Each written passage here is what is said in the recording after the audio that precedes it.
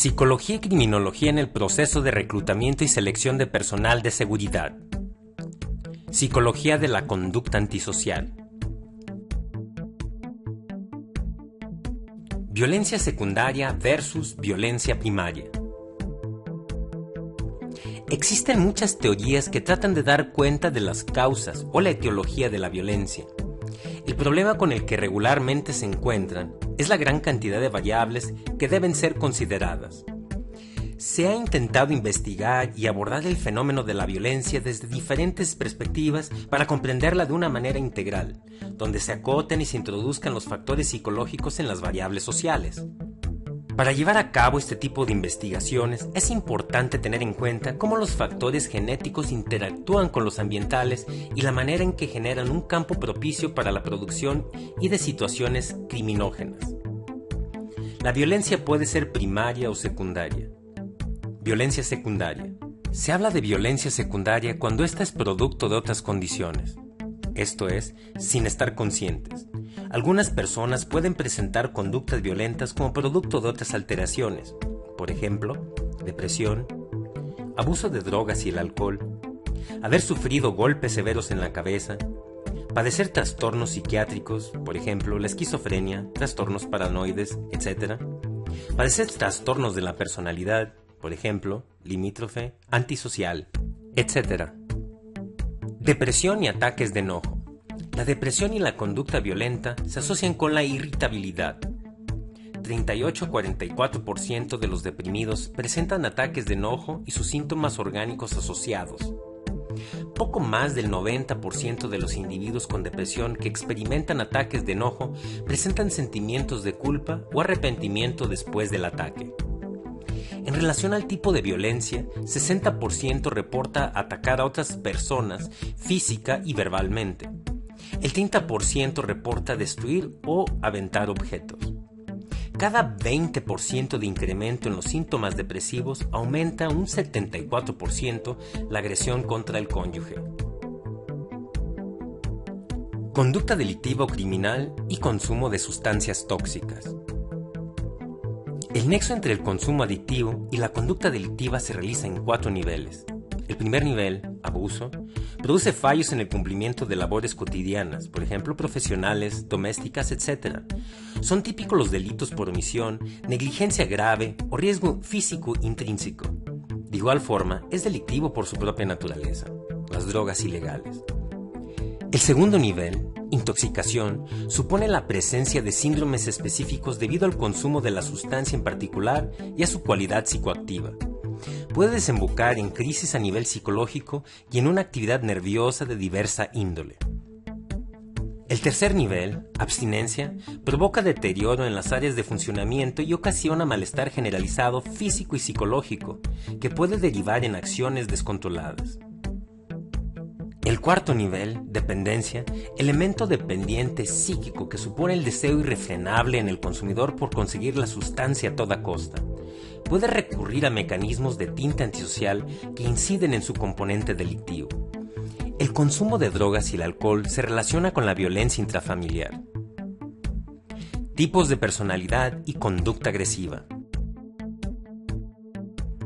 La personalidad es nuestro sello individual y está formada por los rasgos emocionales y de comportamiento relativamente estables y predecibles que caracterizan a una persona. La Sociedad Internacional de Psiquiatría ha identificado diversos trastornos de la personalidad asociados con la violencia.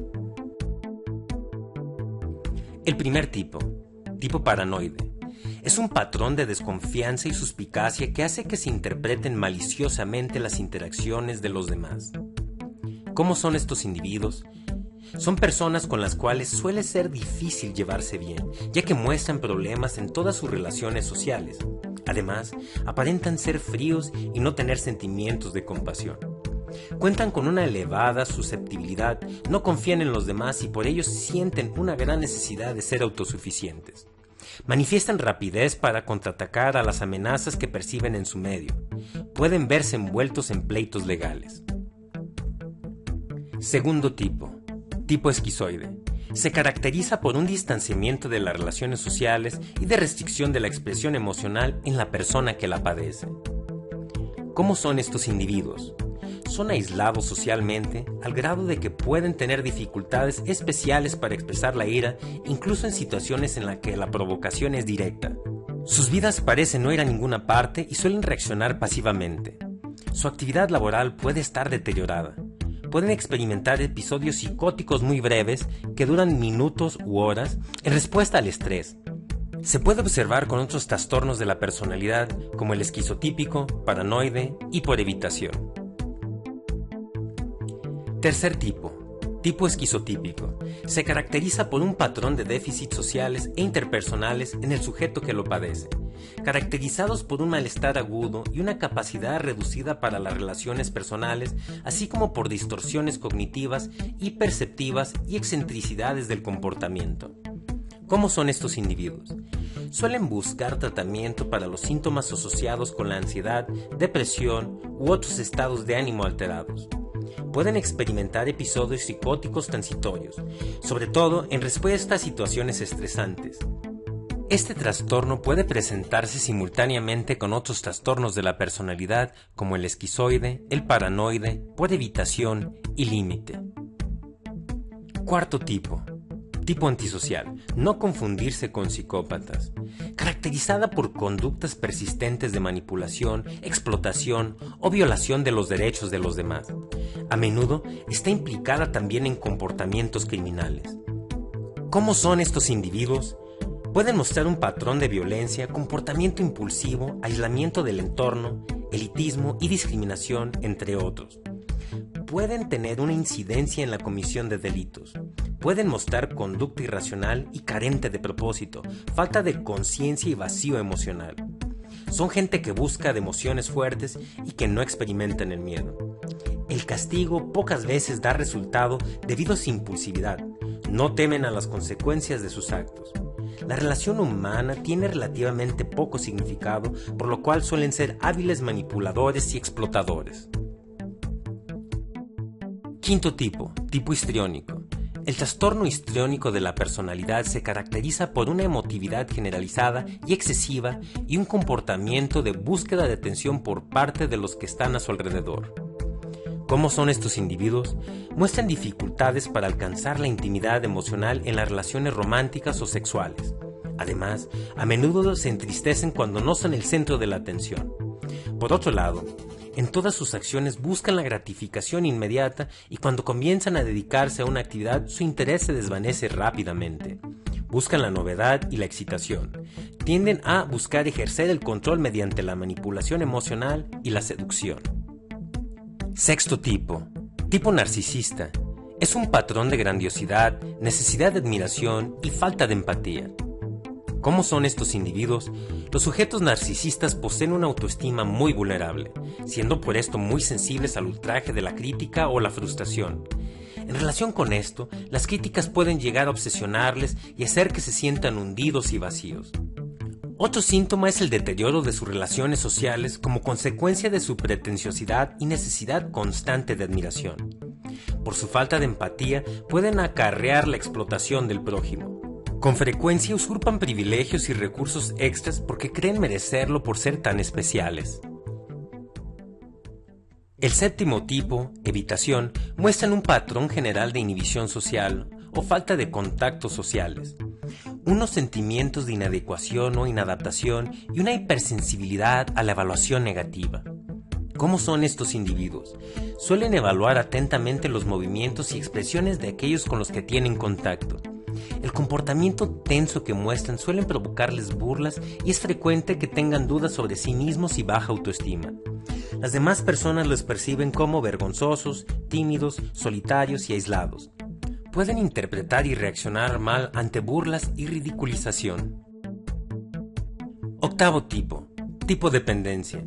Muestran un patrón de comportamiento pegajoso relacionado con una excesiva necesidad de ser cuidados. ¿Cómo son estos individuos? Necesitan una excesiva cantidad de consejos para tomar decisiones y que los otros asuman la responsabilidad. Tienen miedo a ser abandonados y cuando finalizan una relación buscan otra urgentemente. Se sienten incómodos o desamparados cuando están solos. Muestran propensión al uso de drogas o el alcohol. Noveno tipo, limítrofe de la personalidad. Se trata de una de las más sorprendentes condiciones psiquiátricas. Las personas limítrofes ven a los demás en blanco o negro. Frecuentemente colocan a una persona en un pedestal y después la consideran el peor de los seres humanos. Pueden estar sujetos a explosiones de agresión y periodos transitivos de paranoia o psicosis. Suelen tener historias de relaciones intensas y poco estables. Se sienten vacíos o inseguros de su identidad y frecuentemente experimentan impulsos de autodestrucción y tratan de escapar la realidad a través del abuso de sustancias. En este trastorno, el síntoma clave es la falsificación. Estos sujetos no muestran una identidad consistente y mantienen una visión contradictoria de ellos mismos que alternan frecuentemente. Presentan alteraciones en el razonamiento cuando se encuentran en situaciones poco estructuradas y pueden experimentar pérdida temporal de la capacidad para enfrentar la realidad. Son características de esta personalidad las mentiras patológicas, las distorsiones de la realidad junto con la falta de control de impulsos y mecanismos de defensa de negación primitivos, por ejemplo, no aceptar aspectos de sus vidas o eventos que suceden, así como la dicotomía entre la idealización y la devaluación de aquellos que lo rodean. Aquí concluye la explicación de la violencia secundaria. Violencia primaria, impulsiva y predeterminada. Se habla de violencia primaria cuando ésta no es producto de otras condiciones, esto es, acciones no ligadas a factores externos o patológicos. Violencia impulsiva. La violencia impulsiva es un trastorno impulsivo intermitente en personas que no son agresivas. Se trata de personas que responden a diversos estresares psicosociales e incluye agresiones verbales y o físicas, incluso el homicidio. Pueden tener sustratos biológicos asociados a alteraciones de activación fisiológicas. Violencia predeterminada. Se considera controlada y generalmente instrumental, es decir, se obtiene un beneficio secundario. Se caracteriza por realizar actos planeados, controlados y sin contenido emocional. Es una agresión dirigida hacia una meta en particular, como la de obtener dinero o incrementar el estatus dentro de un grupo en particular. Esta es la más común de las conductas antisociales, por ejemplo el robo, fraude, secuestro. En la siguiente lección analizaremos el fenómeno de la psicopatía.